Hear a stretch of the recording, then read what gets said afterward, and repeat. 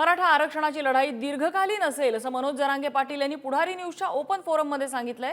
या मराठा आंदोलनाचे 3 टप्पे कसे करण्यात आलेले आहेत याची माहिती पहिल्यांदाच त्यांनी ओपन फोरममध्ये दिली आहे। मराठा समाज राज्यात खूप मोठ्या प्रमाणात आहे, त्यामुळे समाज एकत्र येण्यासाठी याहीपेक्षा मोठी संख्या येऊ शकते असंही जरांगे पाटील म्हणाले। या आंदोलनाच्या नियोजनाचे टप्पे कसे केलेले आहेत हे त्यांनी सांगितलं। सरकारनं हे आंदोलन आणखीन तरी जरी वाशीत नवी मुंबईत थांबलं असलं तरी सहजतेने घेऊन, कारण याला शांततेचं वळण येणार, पण आणखीन हे व्यापक वाढणार। तुम्हाला ही संख्या एवढीच दिसली, आम्ही याचे 3 टप्पे केलेले। मी पुढारी चॅनलला पहिल्यांदा हे शब्द काढतो, आम्ही सुद्धा याचे 3 टप्पे केलेले। आम्ही कदरून देत नाहीत कोणालाच। कोणी जेवण आणून द्यायचं पुन्हा इथं संपल्याच्या नंतर गावाकडून सुद्धा ते टप्पे केलेत। कोण वापस गेल्यावर पुन्हा कोणी यायचंय। 3 टप्पे कसे, आम्ही सुद्धा सगळी मोहीम आखलेली। तिसरा टप्पा म्हणजे हेच आंदोलन सुरू, फक्त टप्पे 3 केलेले त्यांनी।